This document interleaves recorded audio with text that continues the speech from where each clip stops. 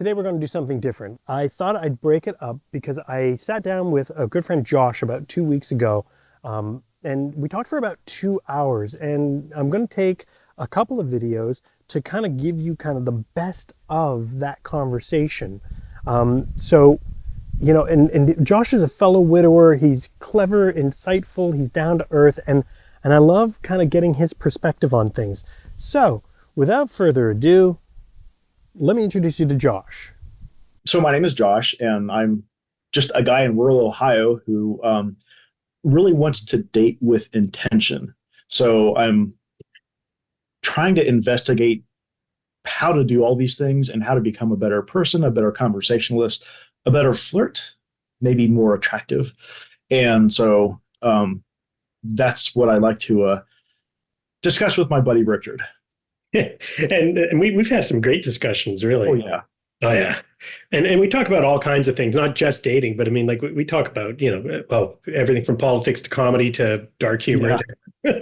There was there's this thing I read a while back, and it was really, really great. It was why women don't like nice guys, and it's not that we don't like nice guys. It's just that nice is not a personality trait. Nice is a baseline. Nice is a baseline. And anybody who says they're a nice guy, chances are they're not all that nice. Yeah. And contrary to popular belief, women don't like assholes. Women like guys who show confidence, who show perseverance, who have a little bit of an edge. And of course, that comes naturally to so-called assholes, but it can still be learned if you actually are a gentleman.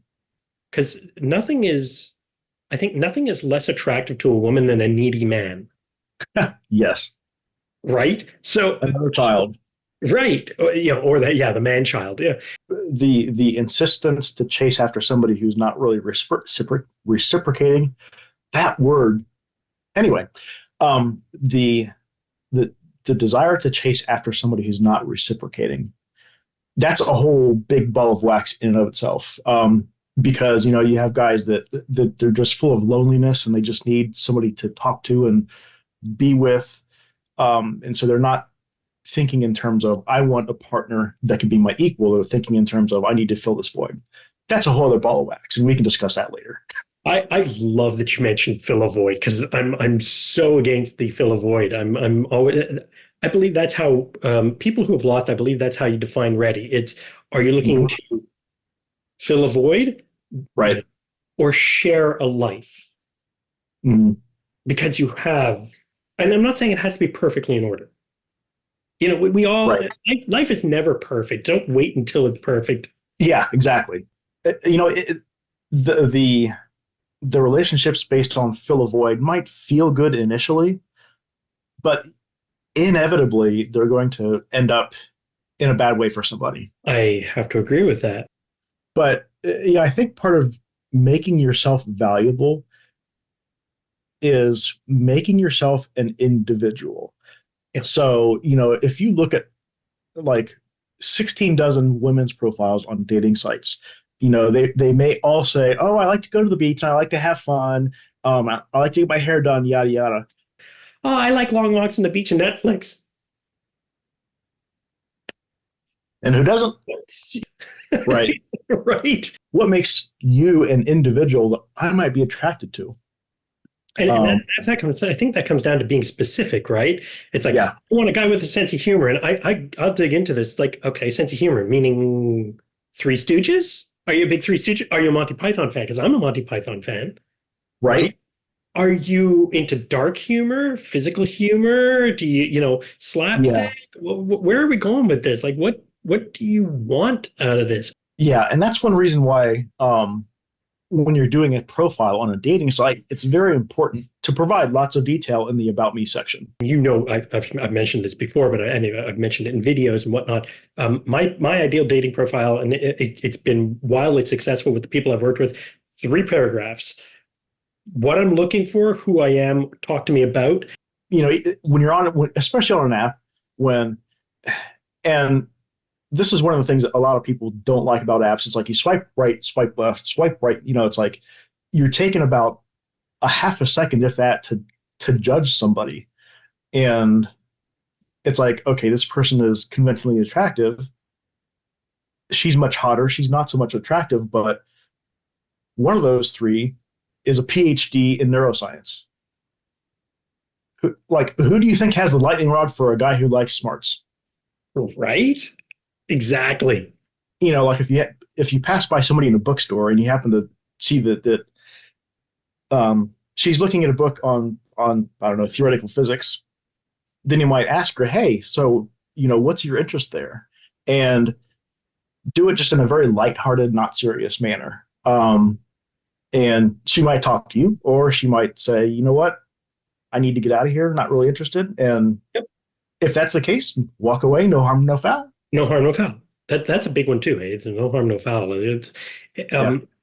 when back when I was on the dating sites, I had a couple of people. I thought they were interesting and whatnot. I message out, and they would message me back and say, "Thanks, but I'm not interested." And I'd be like, "Thank you for that dope. Thank you for letting me know that it's clearly not going to work unless it goes both ways." So thank you for being straight up. And so yes, I agree with you on that. And it's huge about being specific, Right. especially in the Uh, compliment.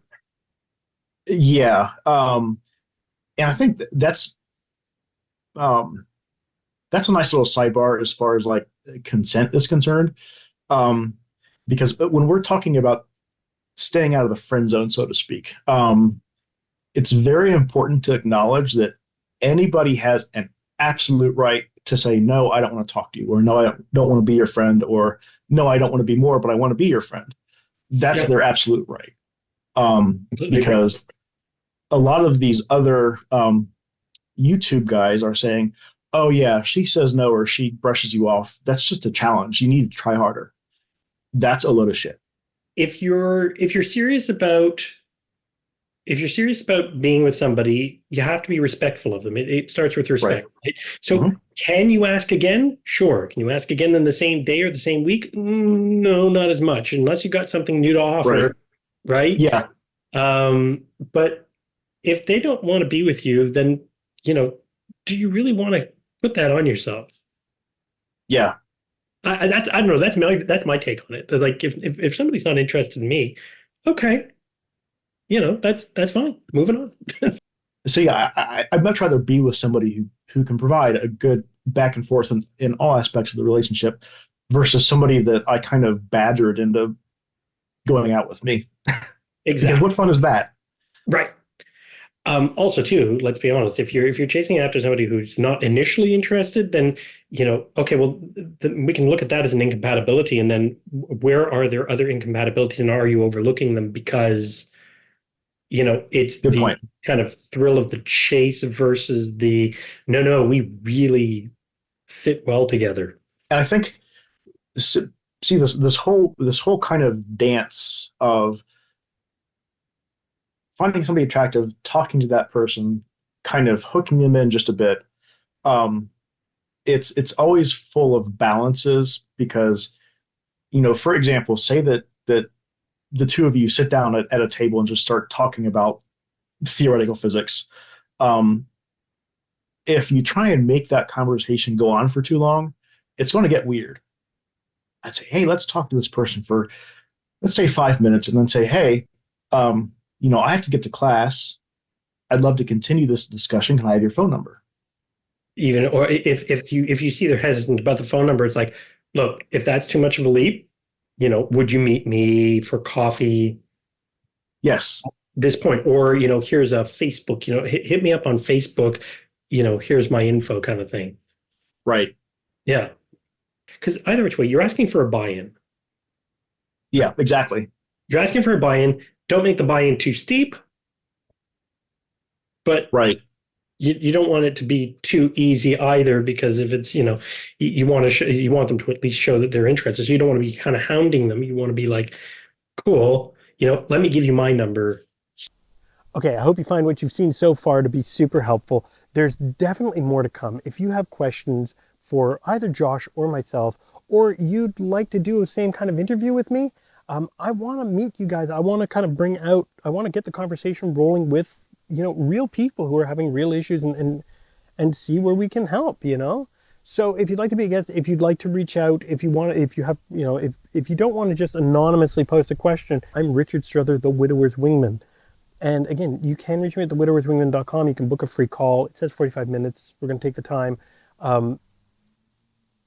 It's free. It's not a sales call. I want to meet you guys. I want to help. Thanks for watching. Like and subscribe if you want, but more importantly, share it if you know somebody who would help. I'll see you guys next time if I don't get the privilege of meeting you first.